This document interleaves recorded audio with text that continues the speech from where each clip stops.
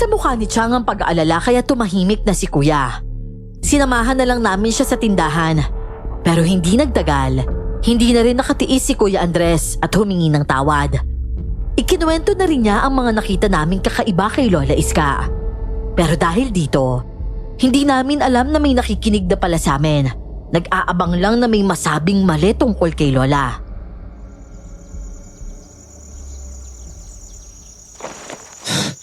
Chang, pasensya na ho ah. Nakakapraning lang talaga kasi si Lola eh. Nakita pa namin sa labas ng isang gabi, nagdadasal po sa puno. Tapos parang nagbabahay-bahay pa siya. Ang weird lang kasi. Hindi mo naman masisisi kung magtataka ako, di ba? Ako na kasing lalaki dito sa bahay, Chang. Wala na si Chong. Ayoko naman may mangyari sa atin dito dahil nagpapasok na ibang tao, di ba? Naiintindihan ko naman, Andres. At saka, salamat na rin ha dahil naisip mo yan. Pero, kasama lang kasi ng talaga ng pakiramdam ko ilang araw na eh. Parang gusto ko na lang ng walang gulo at saka tahimik na lang tayo. Ayoko na kasi na kahit ano pang aberya. Opo, Chang. Hindi na po maulit yun. Iintindihin ko na lang si Lola kasi nakakatulong naman talaga siya sa atin dito eh. Pero Chang, baka kailangan mong magpa-check up na sa ospital. Ay naku, hindi na. Kaya ko pa naman eh. Nakakapagbigay lunas naman yung halamang gamot ni Lola Iska. Sa gabi lang naman talaga ako nahihirapan. Ano tong narinig ko, Maya? Yung pinapatuloy mo palang matanda dyan, mangkukulam? Ay, Roldan! Kanina ka pa ba dyan? Ngayon lang ako. Narinig ko kasi yung sinabi ng pamangkin mo. Mga bata, totoo ba yon? Yun yung nakita ninyo? Opo, pero... O siya, sige. Kakausapin ko siya. Ako na yung magpapaalis. Teka lang naman, Roldan. Pwede bang huminahon ka muna? Wala magpapaalis kay Lola dito. Hindi kakayanin ng konsensya ko na sa kalsada na naman sila pupulutin ng aso na yun eh. Basta, ako nang bahala ha. Huwag mo nang intindihin yun. O siya, sige. Mga bata. Sa oras na nakakaramdam kayo ng takot ha, sabihin nyo sa akin. Dapat mapagmatsyag kayo dito. Alam nyo bang may napapabalitang aswang dito sa atin? Ay, naku Roldan, isa ka pa eh. Huwag mo kang iparinig yan kay Mang Ben. Bahala na nga kayo dyan. Iidlip na muna ako at sumasakit yung balakang ko sa inyo eh. Teka. Ano yung suot mong pulseras? Sino may bigay niya sa'yo? Ay, ito ba? Bigay ito ni Lola Iska. Binigay niya sa akin para iwas daw sa mga masasamang enerhiya. Ay, teka! Bakit mo naman kinuha? Roldan, akin na nga yan. Ibalik mo nga yan sa akin. Huwag ka na magulo. Hindi. Ayoko nito. Para ka mangkukulam dito eh. Tapo mo na yan. Magmumukha ka mahirap gaya niya eh. At saka malay mo, may kung ano pala yung binigay niya. Baka mapaano pa yung pinagbubutis mo. Ano ka ba naman? At saka ano ba yung pinagsasasabi mo? Konting respeto naman para doon sa matanda. Binibigyan nga niya ng lunas yung mga nararamdaman ko eh. Nakakainis ka talaga, Roldan. Teka lang naman, Maya. Huwag ka naman magalit sa akin. Maya! Sinundan ni Tio Roldan si Chang paloob ng bahay. Pero bago pa siya makapasok, isang puting bagay ang tumakbo at sinubukang kagati ng paa nito. Si Whitey, galit na galit dun sa lalaki. Napahiyaw si Chang at sinubukan niyang tabuyin si Whitey. Pero naunang umamba si Tio Roldan. Balak niyang sipain ng aso. Nakatakas si Whitey kaya nadaplisan lang niya. Huwag niyo po sasaktan si Whitey. Lintik na aso yan. Kamuntikan ba ako makagat yan Tama na nga yan, Roldan. Hayaan mo na nga yung aso. Ano ba kasing nangyayari sa'yo? Bakit nagkakaganyan ka?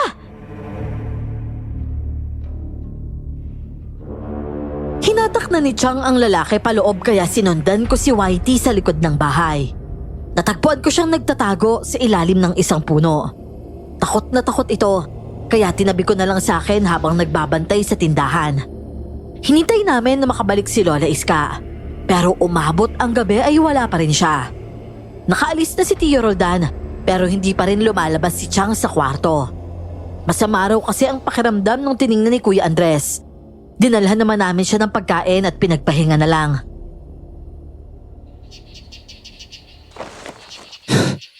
Bakit kaya ang laki ng pinagbago ni Chang? Kanina umaga lang, okay pa siya eh. Maayos-ayos pa kahit nagrereklamo siya sa sakit ng katawan. Pero ngayon, parang hinang-hina siya. Kuya, ano kayang gagawin natin? Siguro susundin ko na lang yung komandron sa dulong bayan. O pwede rin naman samahan natin si Chang sa center.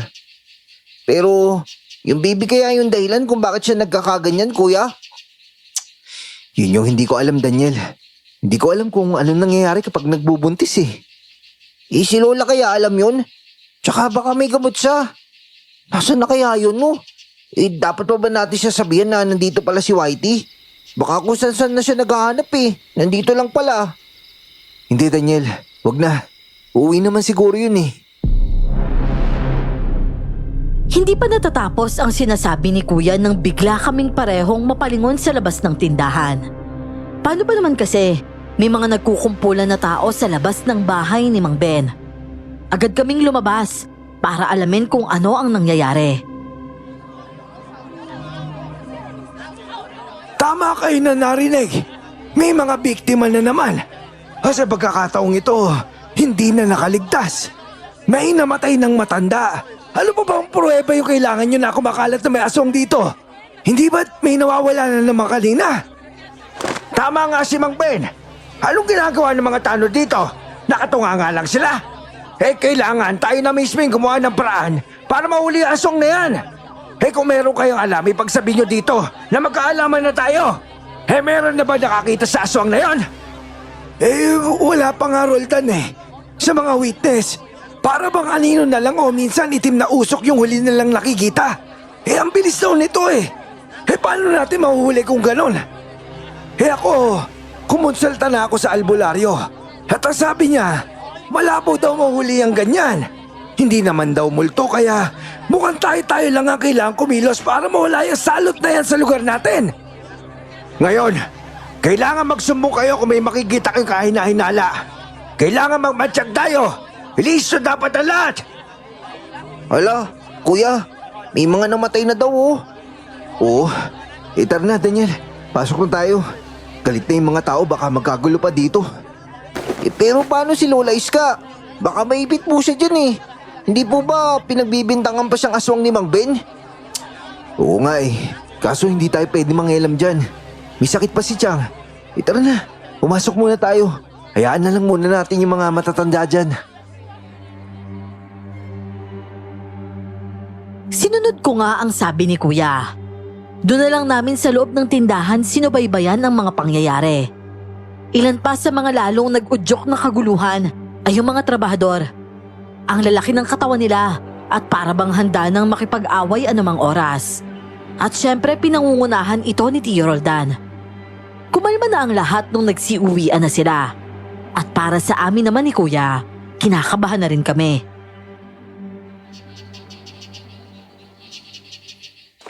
Kuya, hindi kaya inaaswang si Chang tuwing sasapit yung gabi? Yung sinasabi ng mga tao, yung usok na itim tsaka anino. Di ba't ganyan din yung sabi ni Chang na nakikita niya kapag binabangungot siya? Mamayang gabi, saraduhan natin yung tindahan. Papayag naman siguro si Chang kapag hindi bumalik si Lola Iska eh. Tapos doon muna tayo matulog sa kwarto niya. Bantayan natin siya. Pero kuya, dapat pa ba nating sabihan si Tio Roldan? Sa totoo lang, ayoko talaga eh. Kapag umuwi kasi si Lola, baka mag-aaway pa sila. Ayaw na nga ni Chang ng gulo, di ba? Tsaka nainis talaga ako kay Roldan. Hindi ko nagugustuhan yung sinipa niya si Whitey.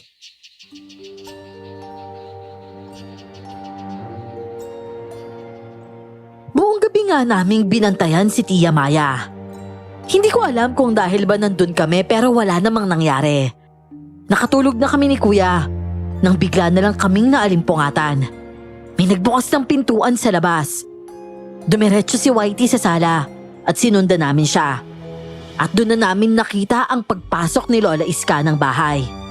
Pero pare-parehas kaming napahinto dahil may pulang likido sa kanyang kamay. Lola? Teka lang Daniel ha, magpapaliwanag ako.